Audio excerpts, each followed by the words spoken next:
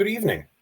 Welcome to what we'll deem an emergency episode of the Awful Podcast. I don't know. Anyway, I call it an emergency because I'm spiraling just a little bit.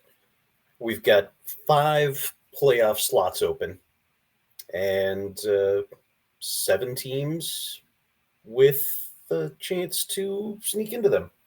No, 9 teams with a chance to sneak into them. We got a lot of playoff possibilities going on. So I felt like I've done the math. Maybe I need to share my thoughts with the group. I'm sure you'll be entertained, amused. You're maybe curious, wanting to know how the hell this is going to play out. Let's talk about it. Look, by the end of this, it could look like Pepe Sylvia, but just bear with me. I'll try and start from the bottom, work my way up towards the top, and see if I can't keep it as concise as possible. 3 spots are locked up. Brian, Walker, Carl, they're safe. Everybody else, let's hear how it's going to work out.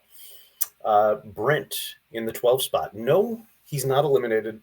No, it's not looking great. He's short a few players. Apparently, he can't get into his app to make any moves right now. Truth be told, it feels like Ryan is to blame. I'm not going to say it's collusion. It feels like it at least rhymes with collusion. If Brent is able to get into his app and make a few moves, though, to fill those empty spots, here's what needs to happen.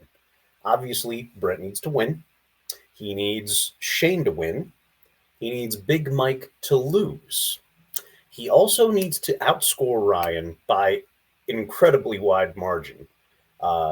Because he'd need to leapfrog Dylan, who loses to Shane in this scenario, in points 4, and then make his way to the playoffs. So right now he's 104.72 points behind Dylan, and if projections stand, he needs to find 4 players that can combine for 127.03 points. So he needs 4 guys at 31.76 points apiece. And as absurd as that might sound, would you really rule out Micah Parsons and Myles Garrett blowing up for like 3 or 4 sacks apiece and taking a decent chunk of that number down on their own? I sure wouldn't. So yes, the odds for Brent are long, but there does exist a scenario where Brent can make the playoffs. All right, number 11 team, Shane. Look, Shane is on a skid the likes of which we haven't seen since our toddlers transitioned out of diapers, okay? It's bad. He's lost 6 straight. I don't know. His path to the playoffs is a lot like Brent's. Let's see. Big Mike needs to lose. Ryan needs to lose. And he's playing Dylan. So if he beats Dylan by a 9-point margin or more, I think he slips one past the goalie. So a little bit more straightforward, but man, Shane, it's been rough the last 6 weeks. I wish you the best of luck. Big Mike. Big Mike in the 10 spot, he's got long odds because Joe and the Cowboys spotted 73.5 points last night. So he's got to dig out of that hole to beat Joe. All right. If that happens, Shane and Brent still both need to win. But in this scenario, Mike's already got a pretty healthy lead in points 4. So that should vault him into the 8th seed at worst. So Big Mike needs to beat Joe. Shane and Brent both need to win. Number 9 seed, Ryan.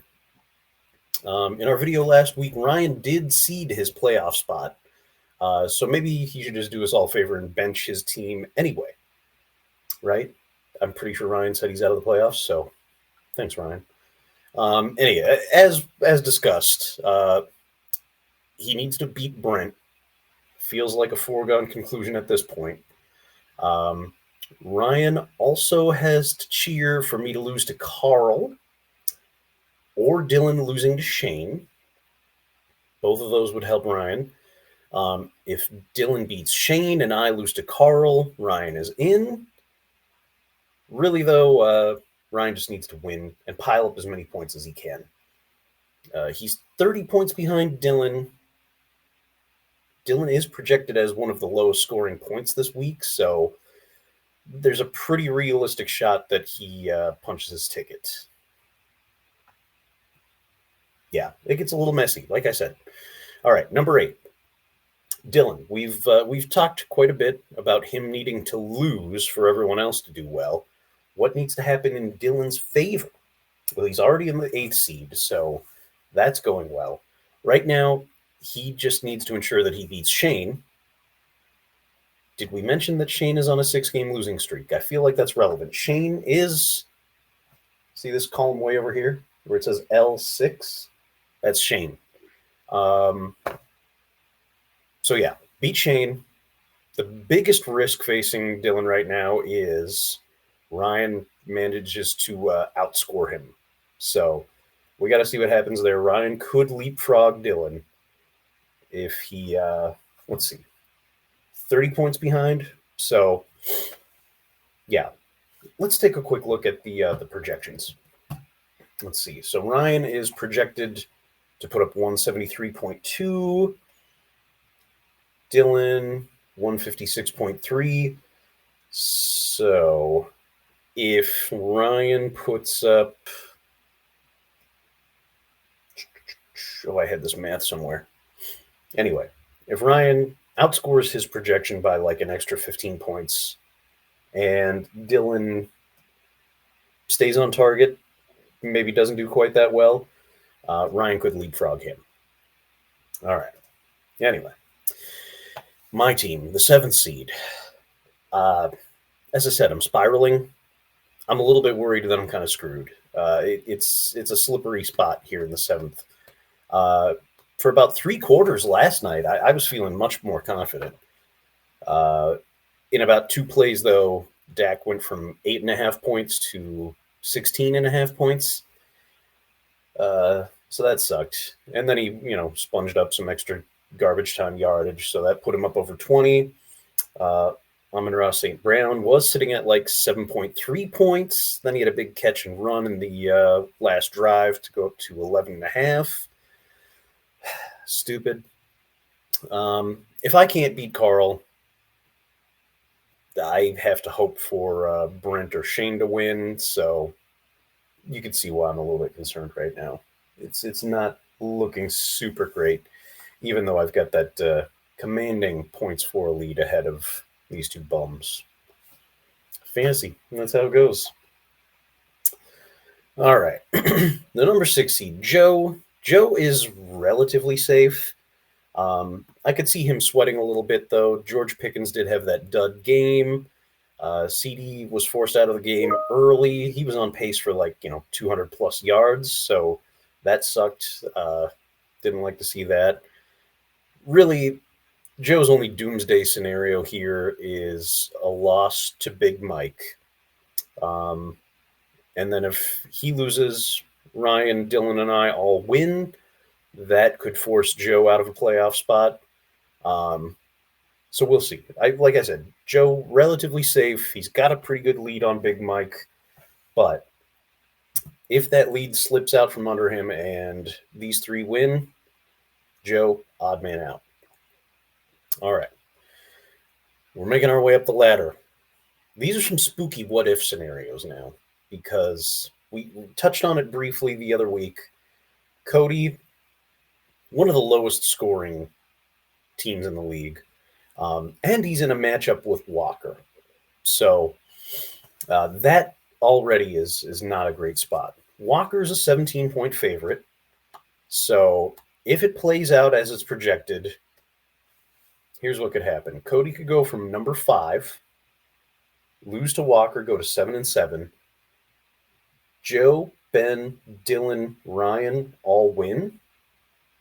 And if Ryan outscores his projection, he could easily leapfrog Cody, and Cody could go from a 5 to a 9 seed and miss the playoffs. So pretty tight spot. Let's take a look at the projections right now. Cody projected to do 174, so that's pretty good. Um, if that holds up, and Ryan stays about where he's projected, Cody's probably going to be safe. But if Ryan has a big blow up game, like I said, there needs to be a few things that happens. It needs to be win, win, win, win, and a big win from Ryan. Cody could be out,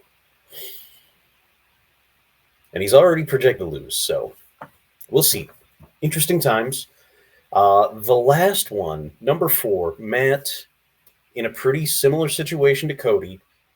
He's facing the number 1 seed, Brian. Brian, who is the number 1 team in our league.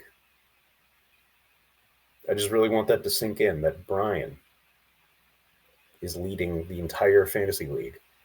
Whew, interesting times. Matt has a few Patriots on bye. All right. So he's already probably sweating that. I think he's, right now in the unfortunate position of flexing in Saints running back, Devin Neal. So, not ideal. But again, he's got a bit of a point cushion over Cody. So that's already a good spot. But here's how it could go. It could be loss, win, win, win, win. Cody could lose too, so it could be loss, win, win, win, win, big win, and that could, slide both of these guys really. 4 and 5 could go down to like 8 and 9. I guess, Matt would still make the playoffs in that scenario, but still he would go from a 4 seed to an 8 seed, which would be kind of crazy. If Cody wins, Matt misses the playoffs. So, where the rest of these guys win. So, far from safe. Again, only a 10-point lead over Cody. So, if Cody wins, Matt loses, and a bunch of other people win, doesn't look great for Matt. But there's a lot of juggling that could take place. I don't know if any of this made sense. I don't know if I was coherent, but that's kind of where the playoff picture stands right now. So, a lot of these guys need to win. A few of these guys need some losses to help. God, again, I'm not going to say I'm praying for anybody to win.